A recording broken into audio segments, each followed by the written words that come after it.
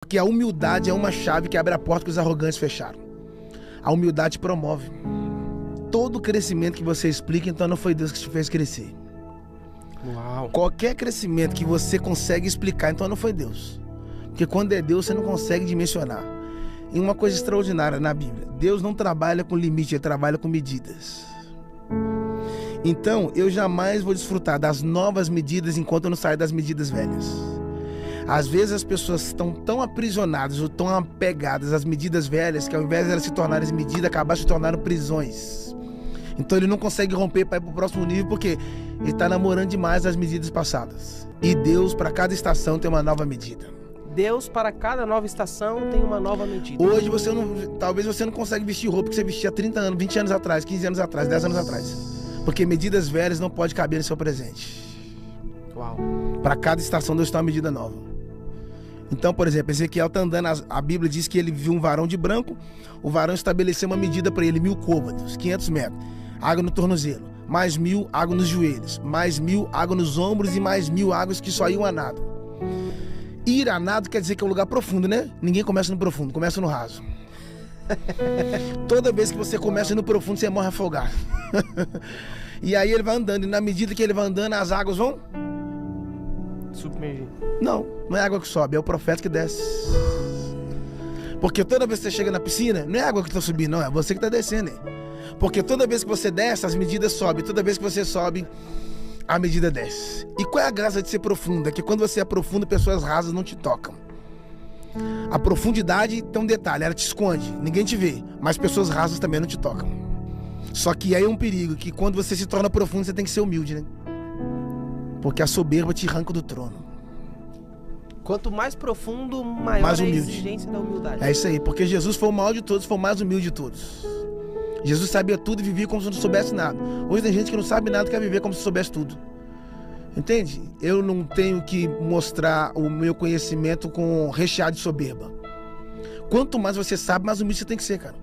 Por quê? Porque a humildade é uma chave que abre a porta que os arrogantes fecharam. A humildade promove. Vai ter lugares que vai ter pessoas que têm muito talento, mas tem pouca humildade. Vai estar no mesmo nível. E vai ter gente que não tem muito talento, mas tem muita humildade e Deus promove.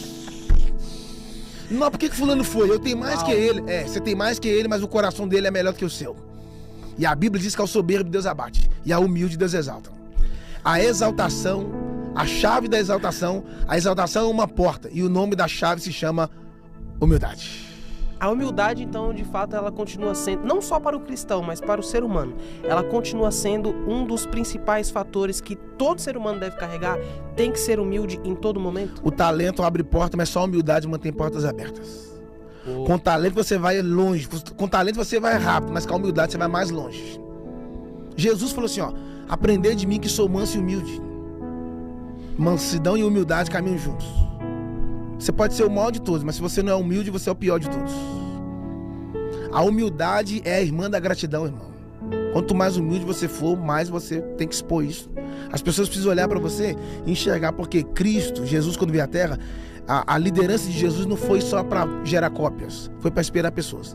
O maior líder é aquele que inspira pessoas. Uau. E uma das coisas que Jesus mostrou sobre a questão da inspiração é a sua humildade. A humildade atrai, irmão. É bonito demais ser humilde.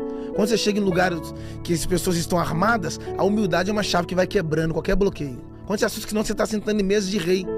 Como aqui que eu estou fazendo aqui? A humildade te levou lá. Ela é um elevador, né? Quem é humilde não desce, quem é humilde só sobe.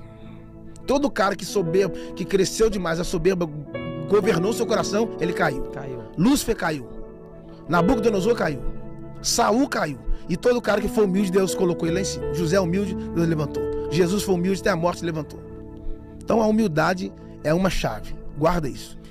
Os irmãos de Davi tinham aparência de rei, nome de rei, jeito de rei, estilo de rei, mas não tinha o coração de rei.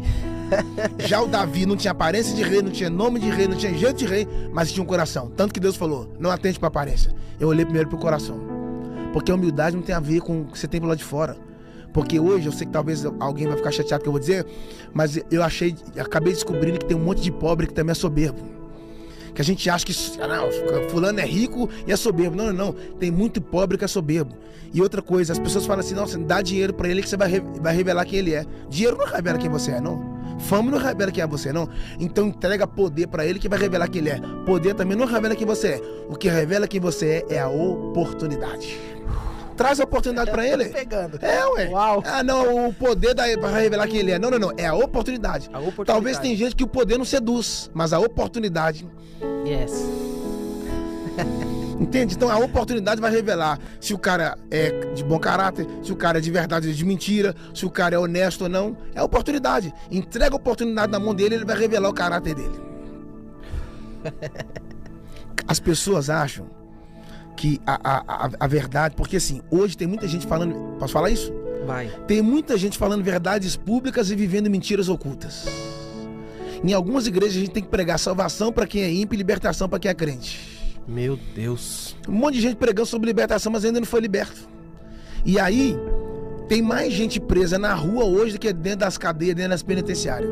Porque a maior prisão não está no corpo, a maior prisão está na mente. A maior prisão não está no corpo. A maior prisão está na mente. Está na mente. Entende? Então a ideia de Deus não é te libertar por fora, é te libertar por dentro. E Deus não quer libertar você do pecado, Ele não quer libertar você da masturbação, da prostituição. Deus só quer libertar você de você mesmo. Porque se Ele libertar você de você mesmo, nenhuma outra prisão é capaz de te deter. Entende? Jesus não é o homem do cadeado, Ele é o homem da chave, mano. Ele não te achou livre pra te fazer preso. Yes. Ele te encontrou, foi preso pra te fazer livre, cara. O gadareno tava preso. A Bíblia diz que eles... Posso falar isso? Vai. Colocava corrente nele, a Bíblia diz que ele arrebentava correntes. Então ele estava livre. Não. Ele arrebentou as correntes, estava lá de fora, mas não conseguiu se safar das prisões que estavam do lado de dentro. Ele arrebentava a corrente e ainda continuava preso. Ele quebrava os grilhões e ainda continuava preso. Aí um dia Jesus chegou, a Bíblia diz que ele saiu correndo, porque a Bíblia diz que ele vivia entre sepulcros. Sepulcro não é lugar de coisa morta? Sim. Então todas as vezes que você está aprisionado, a primeira coisa, você só vai ficar perto daquilo que já morreu. Quando Jesus desceu do barco, ele saiu correndo para Jesus. Ele estava perto dos mortos, perto dos sepulcros. Quando Jesus desceu do barco, ele saiu correndo para ele. Por que ele correu para Jesus? Porque ele estava perto dos mortos. Quem apareceu? A vida. O problema, Yang, não é você estar no ambiente. O problema é quando o ambiente está dentro de você, mano. Você pode estar num lugar onde está cheio de gente depressiva e você continuar alegre. Você pode estar num lugar onde está gente querendo suicídio e você querendo viver, ué. Não permita que o ambiente que está em sua volta contamine o seu interior. Mas permita que a graça que está no seu interior transforme o ambiente onde você está inserido.